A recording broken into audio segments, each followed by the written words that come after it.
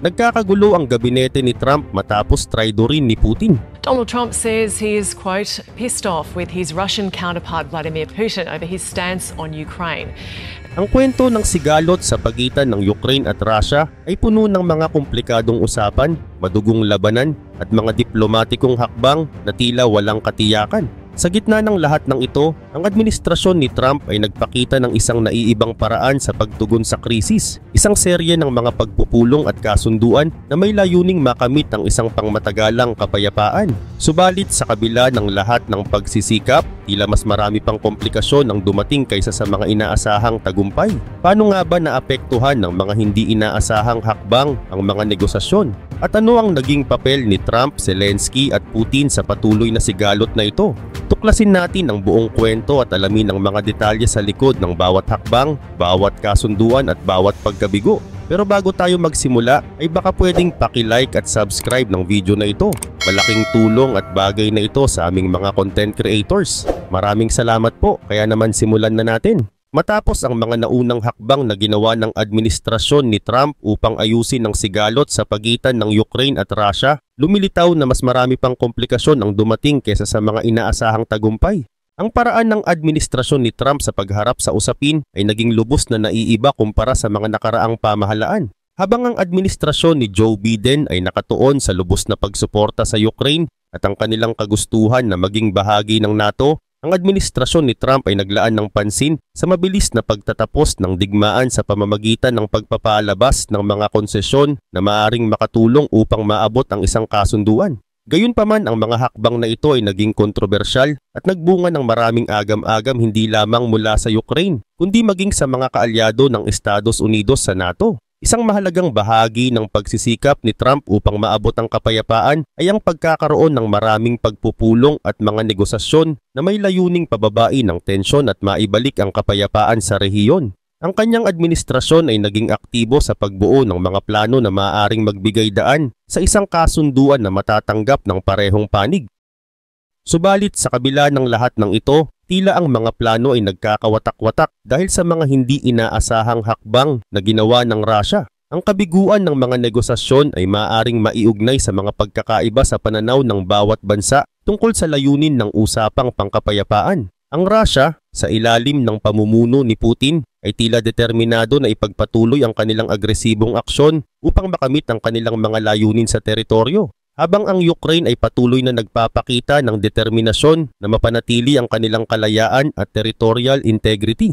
Habang patuloy ang mga negosasyon, nagkaroon ng isang makabuluhang kaganapan noong February 12 nang sinabi ni US Secretary of Defense Pete Hegseth na ang pagbabalik ng Ukraine sa mga hangganan nito bago ang 2014 ay hindi realistic. Ang kanyang pahayag ay nagbigay diin sa pangangailangan ng matitibay na garantiya sa seguridad para sa Ukraine. Ngunit kasabay nito ipinapakita rin nito ang pagdududa ng Estados Unidos sa posibilidad na maging bahagi ang Ukraine ng NATO. Ang mga ganitong uri ng pahayag ay nagdudulot ng kalituhan sa mga layunin ng bawat panig, lalo na't ang Estados Unidos ay tila nagkakaroon ng pagbabago sa kanilang mga pananaw patungkol sa kinabukasan ng Ukraine. Ilang araw lamang matapos ang pahayag ni Hegseth, noong February 18 ay nagkaroon ng pagpupulong sa Riyadh, Saudi Arabia sa pagitan ng mga mataas na opisyal ng Estados Unidos at Russia. Ang pagpupulong na ito ay pinangunahan ni US Secretary of State Marco Rubio at Russian Foreign Minister Sergey Lavrov.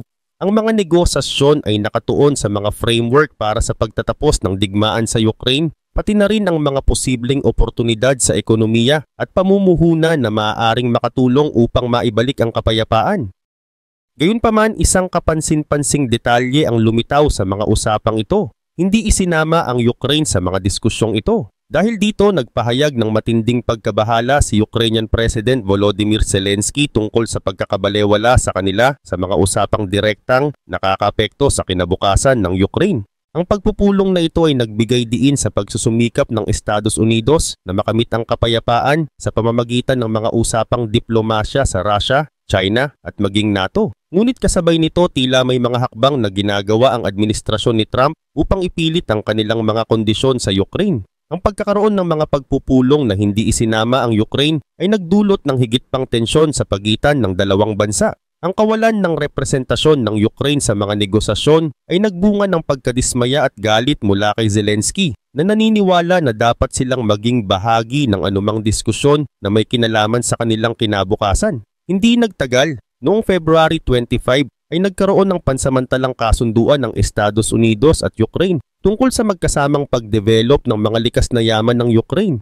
Kasama na rito ang rare earth elements, langis at gas bilang bahagi ng mga pagsisikap para sa reconstruction at kabayaran sa malaking tulong na ibinigay ng Estados Unidos sa panahon ng digmaan. Subalit nang magkaroon ng pagpupulong noong February 28 sa Washington DC sa pagitan ni Pangulong Trump at Pangulong Zelensky upang pagtibayin ng kasunduan, nauwi ito sa wala. Ang pagpupulong ay naging mainit at nagresulta pa sa publiko nilang pagpuna kay Zelensky. Ang hindi pagkakaunawaan na ito ay lalong nagpalala sa mga komplikasyon at nagdulot ng mas malalim na problema sa kanilang relasyon.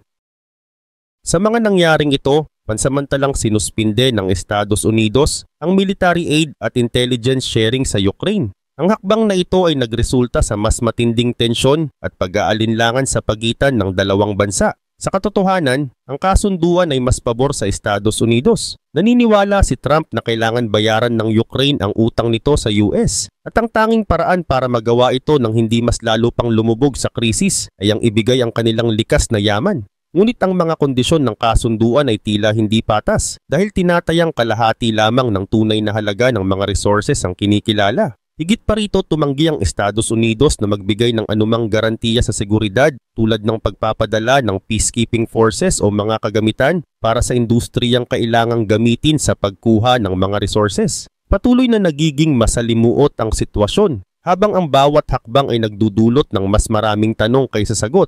Ang buong sitwasyon ay tila isang malaking laro ng kapangyarihan at kasakiman. Ano ang susunod na hakbang ni Trump? At ano ang magiging reaksyon ng NATO sa ganitong pagkabigo? Ang lahat ng ito ay nagtatakda ng isang komplikadong yugto na kailangan pagtuunan ng pansin upang maabot ang tunay na kapayapaan.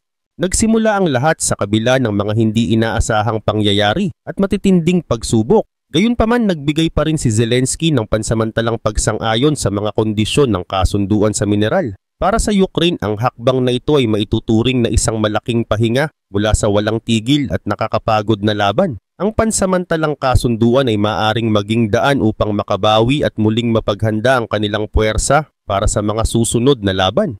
Ngunit sa kabila ng pagpayag sa naturang kasunduan, hindi ito tuluyang naisakatuparan ng maayos. Naniniwala si Trump na ang tunay na problema ay nakasalalay sa hindi pagkakaroon ng buong interes ni Zelensky na tuluyang wakasan ang digmaan. Sa kabila ng mga pagkabigo at pagkadismaya, nagpatuloy pa rin ang mga pagsisikap upang mapalambot ang mga diplomatikong hindi pagkakaunawaan. Noong March 11, matapos ang maraming oras ng mga masinsinang usapan sa Jeddah, Saudi Arabia, nagpasya ang Ukraine na sumang-ayon sa iminungkahing 30-day ceasefire ng Estados Unidos laban sa Russia. Ang pagsang-ayon na ito ay hindi basta-basta na pagdesisyonan, kundi bunga ng maingat na pagsusuri sa mga posibleng resulta. Bilang kapalit ng ceasefire na ito, ipinagpatuloy ng Estados Unidos ang kanilang pagbibigay ng military aid at intelligence cooperation sa Ukraine na may intensyong mapabuti ang kanilang kakayahan sa pagtatanggol. Ang hakbang na ito ay nagbibigay din ng posibilidad ng pagbawas sa mga labanan na maaaring magbigay daan sa mas mabuting pag-uusap sa hinaharap. Habang ang mga usapan ay tila nagkakaroon ng progreso, dumating ang March 18 kung saan nagkaroon ng isang mahalagang tawag sa telepono sa pagitan ni Pangulong Trump at Pangulong Vladimir Putin ng Russia. Sa kanilang pag-uusap, ipinahayag ni Putin ang kanyang pagpayag sa isang partial ceasefire. Bagamat ang kasunduan ay tila nagbibigay ng pag-asa para sa pansamantalang kapayapaan, hindi pa rin pumayag ang Russia sa isang komprehensibong ceasefire. Ang layunin ng partial ceasefire na ito ay upang lumikha ng mas magandang kalagayan para sa mga susunod na negosasyon, kung saan inaasahan nilang magkakaroon ng mas malinaw na direksyon ang mga pag-uusap patungo sa tuluyang pagkakasundo. Ngunit sa kabila ng mga pagsisikap na ito, ilang oras lamang matapos dapat magsimula ang ceasefire, nagpatuloy muli ang mga labanan. Ang parehong Russia at Ukraine ay muling naglunsad ng mga mabibigat na pag-atake sa mga mahahalagang military at industrial compounds. Kinabukasan, ayon sa ulat ng Ukrainian Intelligence Services, binomba mismo ng mga Russian soldiers ang kanilang sariling gas pipelines. Hindi lamang iyon, inakusahan pa ng Kyiv ang Russia ng pagsasagawa ng pagsabotahe sa Sudzha Pipeline, isang mahalagang ruta ng gas na nagbibigay ng supply sa Europe mula Russia sa pamamagitan ng Ukraine. Ayon sa pananaw ng Ukraine, malinaw ang intensyon ng Russia na sirain ng ceasefire deal na pinirmahan o kahit papaano ay sinang-ayunan sa pamamagitan ng diplomasya ng Estados Unidos. Ang ganitong mga aksyon ay nagdudulot ng malalim na epekto sa kredibilidad ng administrasyon ni Trump at sa mga pagsisikap niyang tapusin ang digmaan. Sa kabila ng mga naunang pahayag ni Trump tungkol sa kanyang magandang relasyon kay Putin, ang mga pangyayari ay tila nagbubunyag ng kabaligtaran. Sa panig naman ng Russia, maaaring ipaliwanag ang kanilang mga hakbang sa pamamagitan ng kakulangan ng epekto na maaaring idulot ng ceasefire sa kabuuang estado ng digmaan.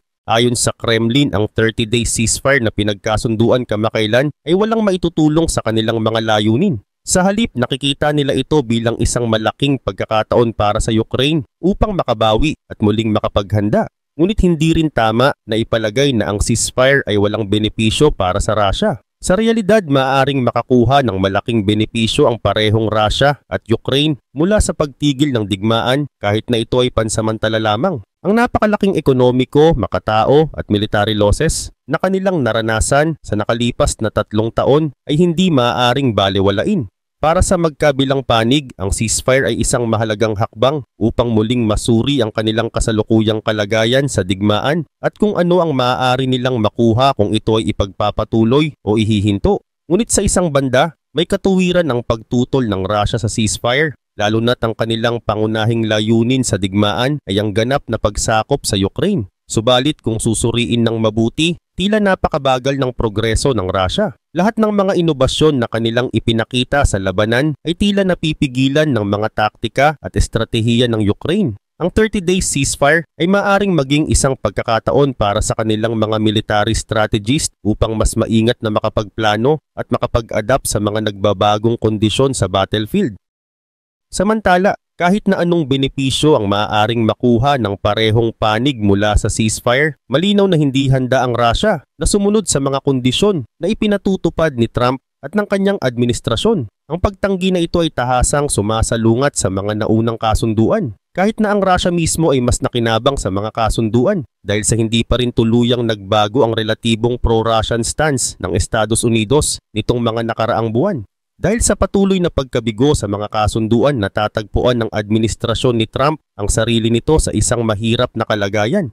Ang mga pahayag ni Trump na kontrolado niya ang Russia ay nakasalalay sa posibilidad na mapipilit ng Estados Unidos ang Russia na tanggapin ang isang ganap na kasunduan sa kapayapaan. Kung hindi man ito mangyari, umaasa pa rin si Trump na ang isang pansamantalang ceasefire ay maaaring magbigay daan para sa mas makabuluhang kasunduan sa hinaharap. Subalit ang buong sitwasyong ito ay mas lalo pang napakakomplikado sa impluwensya ng dalawang pangunahing tao sa administrasyon ni Trump, si Marco Rubio at Elon Musk. Simula nang maging US Secretary of State si Rubio noong January 2025, aktibo siyang nakikipag-usap sa mga kinatawan ng Russia at Ukraine. Bukod sa pakikipagkita kay Lavrov sa Riyadh, si Rubio rin ang naging pangunahing instrumento sa pagsisikap na pagandahin ang relasyon ng Estados Unidos at Ukraine sa gitna ng pabago-bagong aksyon ni Trump tungkol sa digmaan at sa papel ng Estados Unidos sa mga donasyon ng NATO. Samantala, ang diplomatikong paraan na sinusubukan ng administrasyon ni Trump ay tila walang gaanong epekto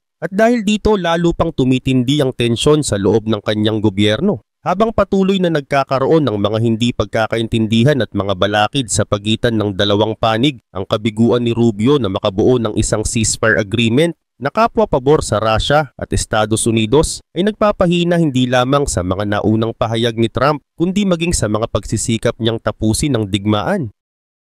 Bukod pa rito, ang kawalan ng konkretong resulta ay nagdudulot ng kalituhan sa mga alyado ng Estados Unidos at nagbibigay ng impresyon na ang pamumuno ni Trump ay puno ng mga hindi natutupad na pangako. Para kay Trump, ang sitwasyong ito ay isang malaking investment ng Estados Unidos na tila walang makikitang praktikal na balik, lalo na kung patuloy na mabibigo ang mga hakbang na dapat sana ay magbibigay daan sa isang pangmatagalang solusyon. Kaugnay pa nito, ang ganitong kalagayan ay nauugnay rin sa pabago-bagong desisyon ni Trump pagdating sa foreign relations, kalakalan at diplomasya, mga isyong mainit na pinag-uusapan nitong mga nakaraang buwan. Sa kabila ng kanyang mga pagsusumikap upang ipakita na siya ay isang leader na kayang gumawa ng matitinding desisyon, madalas namang makikita ang kanyang pagiging pabago-bago sa kanyang mga hakbangin.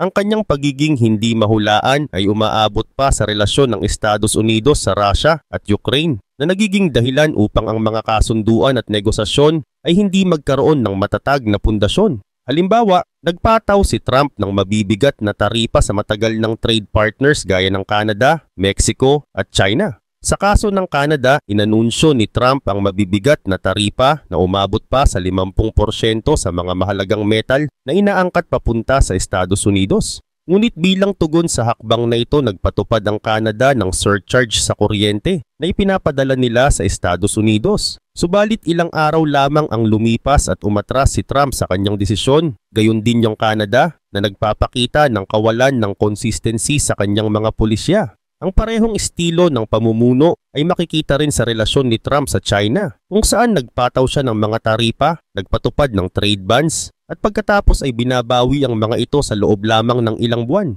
Dahil sa mabilis na pagbabago ng mga pulisya, nalilito ang maraming bansa kung ano talaga ang direksyon na gustong tahakin ng Estados Unidos pagdating sa foreign policy. Ang ganitong kawalan ng katiyakan ay nagdudulot ng kalituhan at pagkabahala sa mga alyado ng Estados Unidos na umaasa sa isang matatag at maaasahang pamumuno.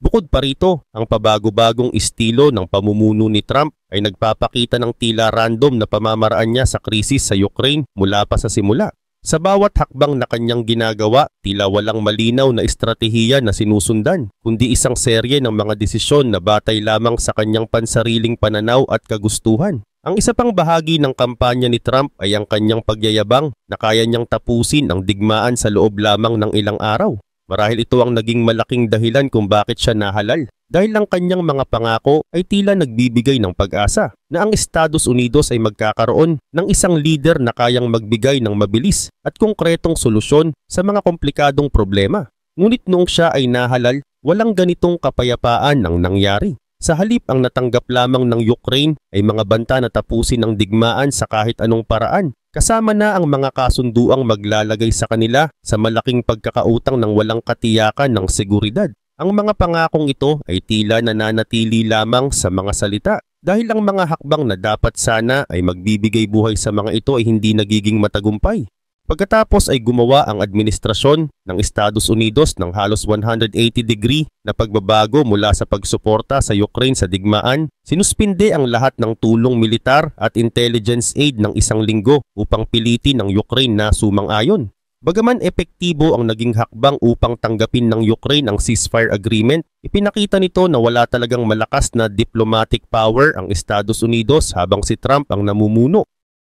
Ang kanyang estilo ay katulad kay Putin, na subukang ipilit ang kanyang sariling mga tuntunin at mga kahilingan habang hindi pinapansin ang kabilang panig, sa kasong ito, ang Ukraine. Dahil sa kabiguan ni Rubio na makuha ang pagsang-ayon ng Russia sa isang tunay na ceasefire, maaring magdesisyon si Trump na palitan ang mga mahahalagang miyembro ng kanyang administrasyon. Maaring mga hulugan ito ng pagtanggal kay Rubio bilang Secretary of State, ngunit maaari rin itong magkaroon ng epekto sa isa pang malaking personalidad sa administrasyon ni Trump, si Elon Musk. Si Musk ay naging prominent figure sa administrasyon ng Estados Unidos sa ilalim ni Pangulong Donald Trump sa pamamagitan ng kanyang pamumuno sa Department of Government Efficiency o DOGE. Ang inisyatibang ito na naisip noong 2024 presidential campaign ay opisyal na itinatag sa pamamagitan ng executive order noong January 2025 na nagtalaga kay Musk bilang senior advisor upang gawing mas efficient ang operasyon ng gobyerno at malaki ang mabawas sa gastusin ng federal na pamahalaan. Ito ay nagbibigay kay Musk ng natatanging posisyon sa gobyerno habang may kalayaang kumilos ng hiwalay sa kanyang tungkulin. Ang kanyang layunin ay pagsamahin ang humigit kumulang 400 federal agencies upang gawing mas konti at mas organisado. Ayon kay Musk, 99 ay higit pa sa sapat at nagmungkahi siya ng mga pagbawas sa gastusin na maaring umabot sa $2 trillion, isang halaga na mas malaki pa sa kabuuang discretionary spending ng gobyerno noong 2023. Habang tumatagal at patuloy na lumalawak ang digmaan sa pagitan ng Ukraine at Russia, nagsimulang ipatupad ng SpaceX ang mga limitasyon sa paggamit ng kanilang Starlink system sa ilang mga operasyon. partikular na sa mga nasa unahan. Ayon sa iba't ibang mga ulat, may mga lugar na hindi na nabibigyan ng access, lalo na sa mga aktibong combat zones at mga rehiyong kasalukuyang kontrolado ng Russia tulad ng Donbas. Ipinahayag ni Elon Musk at ng mga leader ng SpaceX na ang Starlink ay hindi kailanman nilayon na gawing sandata. At ipinapaliwanag nilang hindi ito dapat gamitin sa pagkontrol ng drones o sa pagsasagawa ng mga atake, kahit pa nagamit ito sa ganoong paraan noong mga unang yugto ng digmaan. Sa kabila ng kanilang mga paliwanag, hindi may kakailang ang pagdedesisyon na ito ay nagdulot ng iba't ibang reaksyon mula sa iba't ibang sektor. Samantala, marami ang naniniwala na ang pagbabago ng pulisya ng SpaceX ay isang maingat na hakbang upang maiwasan ang labis na pagkakasangkot sa digmaan na patuloy na nagdudulot ng malaking pagkabahala sa pandaigdigang komunidad. Ngunit sa kabila ng kanilang mga pagtatangkang manatiling neutral, ang mahalagang papel na ginagampanan ng Starlink sa komunikasyon ng Ukraine ay nagdulot din ng pangamba, lalo na sa loob ng NATO, dahil sa napakalaking impluwensyang hawak na ngayon ng isang pribadong kumpanya sa mga kritikal na bahagi ng infrastructure ng digmaan. Ito rin ay nag-udyok sa mga lider ng iba't ibang bansa na pag-isipang muli ang kanilang mga estratehiya at mga hakbang upang matiyak na ang kanilang mga plano ay hindi maapektuhan ng mga desisyon ng isang private corporation. Simula nang itinalaga si Musk bilang bahagi ng administrasyon ng Estados Unidos, patuloy niyang ginagamit ang X o dating Twitter upang hubugin ang mga pampublikong pananaw tungkol sa digmaan. Isa sa kanyang pinaka-kontrobersyal na ideya ay ang pagsanksyon sa pinakamayayamang oligarko ng Ukraine. Mga taong inaakusahan niyang humahadlang sa mga pagsisikap para sa kapayapaan sa pamamagitan ng pagpilit kay Pangulong Zelensky na tanggihan ang mga konsesyon sa teritoryo. Ayon kay Musk, hindi ang mga tao ng Ukraine ang nagpapahaba sa digmaan, kundi ang kanilang mga bilyonaryo. Ang ganitong mga pahayag ay nag-udyok ng mas marami pang diskusyon at kritisismo mula sa iba't ibang mga sektor na nagtatangkang unawain ang kanyang tunay na intensyon sa pagbibigay ng mga ganitong ideya. Hindi rin ito ang unang beses na naglabas si Musk ng mga pahayag na tila nagpapahina sa posisyon ng Ukraine. Matapos niyang suportahan ang bansa sa pamamagitan ng pagbibigay ng Starlink access, iminungkahi niya ang isang peace deal noong 2022 kung saan kailangang isuko ng Ukraine ang lahat ng teritoryong okupado ng Russia, isang plano na agad na tinanggihan ng Kyiv. Ang kanyang mungkahi ay nagdulot ng higit pang kontrobersya at debate tungkol sa kanyang tunay na motibo sa pagpapanukala ng isang resolusyon para sa digmaan. Ngunit noong 2025 ay nagkaroon ng kapansin-pansing pagbabago sa kanyang mga pahayag. Kung noon ay nakatuon ang kanyang mga post sa digmaan mismo, ngayon ay tila nakatuon na ang mga ito kay Zelensky mismo. Maaring ito ay bahagi ng kanyang pagsubok na impluwensyahan ang diplomatikong galaw ng Estados Unidos sa pamamagitan ng kanyang mga social channels at baguhin ang pananaw ni Trump tungkol kay Zelensky. Sa katunayan, tila inaayon ni Musk ang kanyang pananaw sa digmaan depende sa kasalukuyang posisyon ni Trump na nagpapakita ng kanyang matinding interes na magkaroon ng impluwensya sa mga nangyayaring usaping pang-internasyonal. Gayun din, noong February ay inulit ni Musk ang isang walang basehang pahayag ni Trump na ang approval rating ni Zelensky ay nasa 4% lamang. Ngunit agad din itong kinorek ng sariling fact-checking tool ni Musk. Sa galit, nangako si Musk na aayusin ang feature at sinasabing ang sistema ng fact-checking na karaniwan niyang pinupuri ay manipuladong ginagamit ng mga gobyerno at mga media organization. Ang ganitong mga hakbang ay nagdulot ng mas maraming pagtatalo at mga tanong tungkol sa kanyang tunay na layunin sa patuloy na paggamit ng kanyang social platform upang impluwensyahan ang mga pampublikong pananaw.